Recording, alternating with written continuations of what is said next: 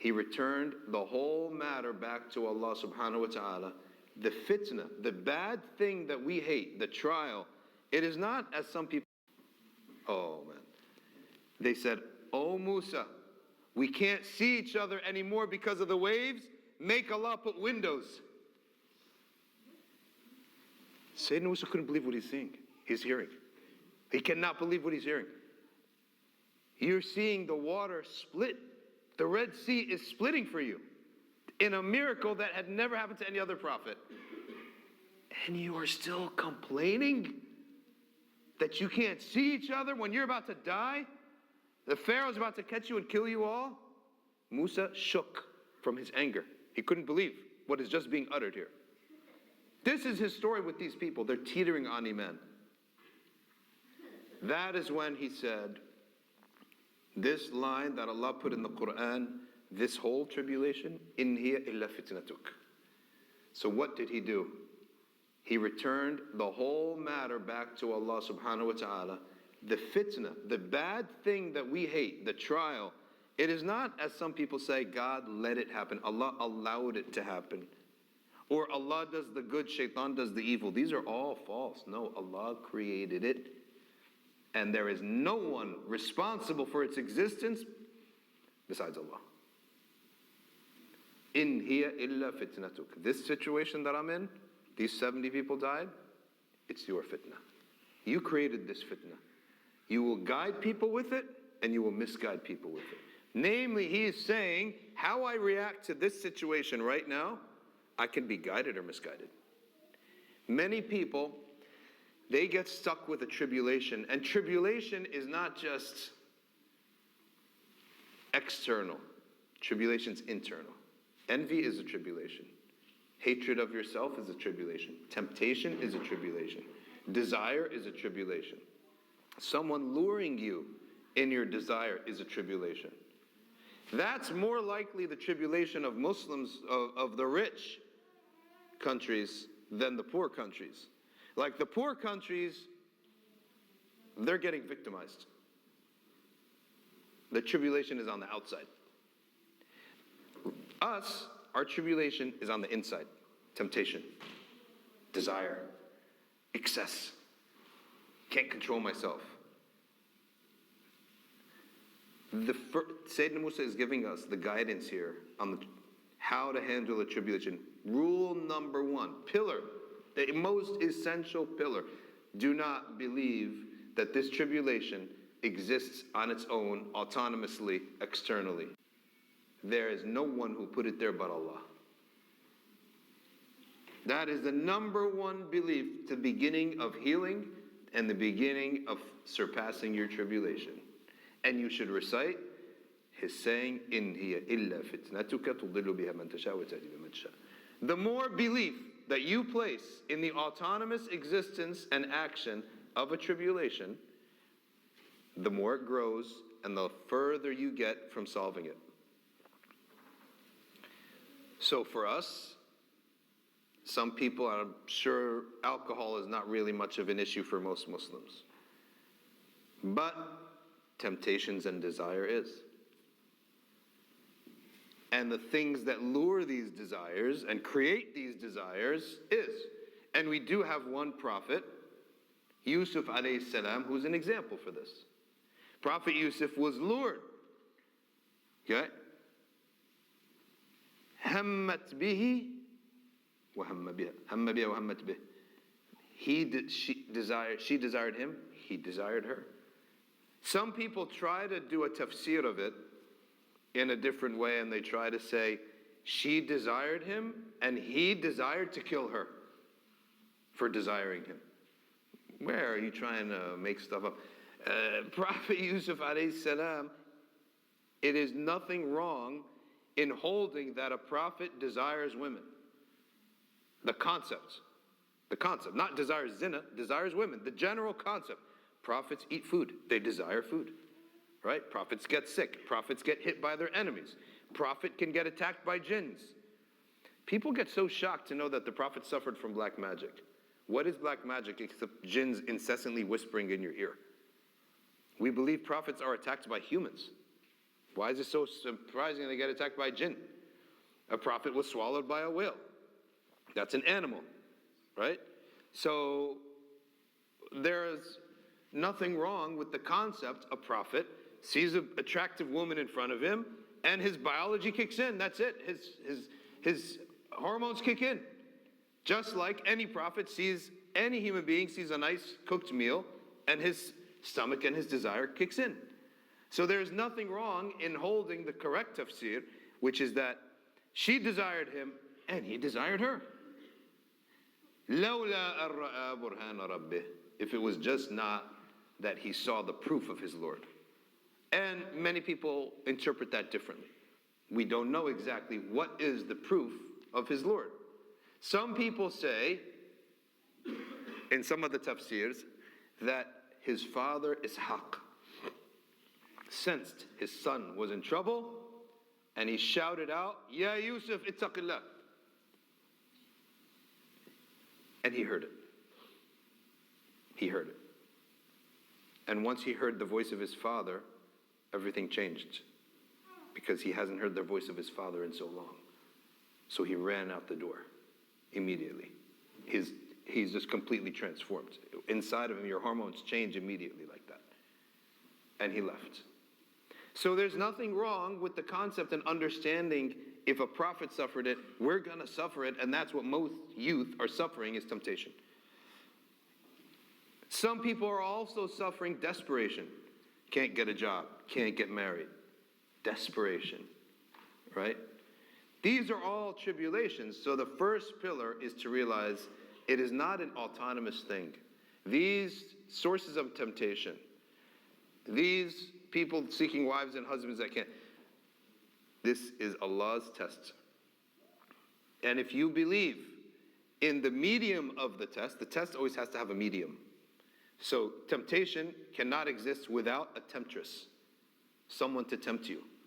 And all these companies who are trying to tempt youth to destroy themselves. They know the psychology. If you raise a generation of people who never control their sexual desires, you can enslave them. They're already slaves to themselves. They already have a slave mentality. They already have a mentality that I cannot stop this from happening. I cannot stop myself. They have a slave mentality already. They know deep inside themselves they can't control themselves. And once you have that generation, they're slaves. Then the nation can do whatever it wants to you. And you will just accept it. And that's why one of the hallmarks of Islam and Muslims is to face the issue of temptations head on. And that issue begins by realizing all these temptresses, all these websites, all these apps, all these sources of the temptation, they are nothing other than a fitna Allah has created on the earth. Not a company, not a woman, not a website. Allah is the source of it. You have to have that belief. And people sometimes they shake about the concept. What do you think? Anything exists besides the will of Allah? Outside the will of Allah? So what do I do then? Now that I have, what you have done is you have just stripped it of its power and returned its power to Allah. That thing now has no power in your heart. You've stripped it of its power. And you've given the power to Allah. You have no power over me. All right. Likewise, the oppressor, the enemies, one of the tafsir of Yadullahi fawqa aydihim, Allah's hands is above their hands. One of the tafsirs of that, just as the meaning of it, not in the context, is about the oppressor. Is about the oppressor. That oppressor, don't give him power by believing that he autonomously exists and he is oppressing you. No, you're not. You are a tool of Allah. You are a tool of Allah, nothing less. That Allah's hand is above their hands. What you are doing is taking the power from them and returning it to Allah. Now this is just a tool, has no power. In that case, my business is not fighting this rabid dog that keeps attacking me. The dog has an owner. Talk to the owner. Don't fight the rabid dog. Talk to the owner. One of the greatest of shuyukh, he said, people try to approach Allah subhanahu wa ta'ala and then a wild dog comes in their way. Don't busy yourself with the dog. The dog is nothing but a tool. Busy yourself with the owner. and say, "Oh, owner, I'm trying to come into the house you invited me to. The dog's in the way, remove it." That's what you have to do when you have a fitna. So wait a second now. You want a favor from the owner? What's your relationship with the owner? You want a favor from the owner now? Fix that relationship, and whatever you ask for will be given to you. Fix that relationship with Allah. This is the fiqh of handling, of how prophets handle trials.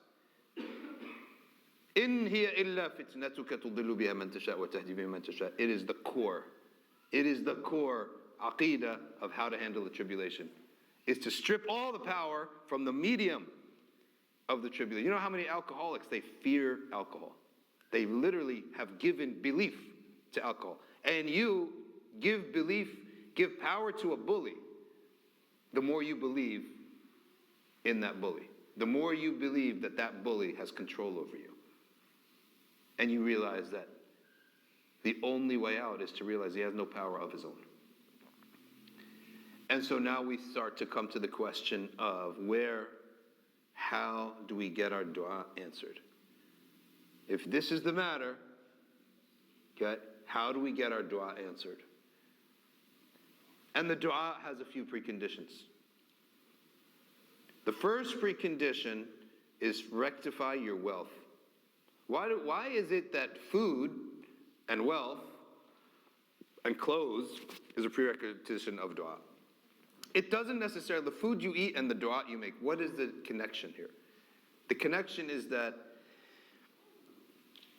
the food you eat results from the wealth that you earn. The wealth you earn is what you do every single day, all day, right? You wake up in the morning, where's the first place you head? You head to work. And you spend all day, and the bulk of your energy is spent at work. And how many days do you go to work? Every day, 5 days a week, 50 weeks a year. So you disobey Allah all that time? You are in constant, non-stop disobedience of Allah. So the morsel of food that is haram is a result of somebody who devotes his life to disobeying Allah. That's why your earning is the precondition of your dua. How are you going to come and ask me a question when you bother me every day? All day you wake up plotting against my plans. I have plans. And you all day work against my plans. You have the nerve now to ask me a question? No matter how desperate you look, the Prophet ﷺ said, رُبَّ أَشْعَثَ أَغْبَرَ. Perhaps there is a man. Imagine there is a man now. Dusty and disheveled. Okay? مَطْرُودٌ مِّنَ الْأَبْوَابِ. Rejected by people. Oh, you start feeling bad for him. He has nobody but Allah. رَافِعٌ يَدَيْهِ. He lifts his hands up. إِلَى السَّمَاءِ. Not here. Ibtihal, dua, like Sayyidina Wissa, what we talked about, this is called dua al-ibtihal. This is a good dua. This is absolute desperation. Okay? يَقُولُ يَا رَبْ يَا رَبْ. The Prophet here has listed 4 reasons why your dua would be answered. You're dusty and disheveled. That means I'm a traveler, I'm away, I'm poor. You look pitiful. You look, someone would have sympathy for you. Rejected from people's homes, more sympathy for you. You're rejected. You put your hands up. That is one of the reasons Allah accepts dua, because you put your hands up. And another reason that Allah accepts your dua is you say, Ya Rab, Ya Rab. And Allah loves to hear His slave say, Ya Rab, Ya Rab. And still His dua is not answered. Why? After all the reasons for dua are there. وَمَأْكَلُهُ حَرَامٌ وَمَلْبَسُهُ حَرَامٌ وَغُذِيَ بِالْحَرَامِ فَأَنَّى يُسْتَجَابُ لِذَلِكَ. Prophet ﷺ then said, his clothes is haram, he's nourished from haram, his wealth is haram, how is he going to receive an answer? When he says his wealth is haram, his food is haram, that doesn't mean he accidentally ate pork. It means his job, the way he earns his money, every day he wakes up, disobeys Allah, until the evening. Wakes up the next day, disobeys Allah until the evening. So you have to make sure your job is halal. What is the meaning of your job is halal? It means the essence of the job is halal. It doesn't mean that sometimes something haram comes up. The essence of the job. To give an example, I work at a grocer, as an example. Working at a grocer is halal. One day out of 100, the grocer says to me, hey, I need you to leave off, forget the fruits and vegetables, I need you to go get that shipment of pork and put it on the shelves because your colleague is not here today. You need to do that job. So that is a job, essentially it's halal. I'm just working in fruits and vegetables. That request is haram. So you can keep that job, but just don't do what is haram. You just don't do that portion of it, okay? That's the portion you don't do. In contrast, a liquor store. The entire essence of the business is haram. The essence of this transaction is haram. You say, hey, you're an electrician, right? Could you change a light bulb for me here? Go up there and change this big light bulb. I don't want you to touch the wine, just change the light bulb. You can't do that. Why? You're contributing to something, the essence of it is forbidden. So you have to understand that's the nature of choosing a job. You don't choose a job or not based on what may happen, you choose on the essence of the job. Okay? A nurse, halal. But the moment they ask you to shut the door with another guy, that moment you have to avoid that as much as you can. Now what happens if I don't avoid it? What happens if I don't avoid this? Then you give some sadaqah, make istighfar, make tawbah, but you also have a brain, you have a tongue, you can talk, you go and tell the boss, I can't continue to do this. This was one-time thing, it happened. I can't do it again. If you don't do that, then you got a problem. And he says, no, this is part of your job description. Every Tuesday, you're on pork. Then you say, okay, now I can't do this job. Okay. You go to the nurse's station. I knew a guy who said he's training to be a masseuse. Massage therapy for like people who are injured and things like that. So he said, like, and where do you work? He said, I work in, like one of these places that they give physical therapy. I said, so 19-year-old girl with a groin injury, you doing the job? His dad started cracking up. But how could you not ask this question? I'm a massage therapist for injured athletes. There are no 70-year-old athletes. Every athlete is nice and physically fit. Okay? Every athlete is young. Okay? Who are you massaging? Okay? What body part is injured? Most athletics happens with legs and thighs and calves. What are you touching all day and all night like this? You better make your job halal, or else your dua is not going to be answered. Condition number 2 is you have to act. You must take action. At-tasabbub.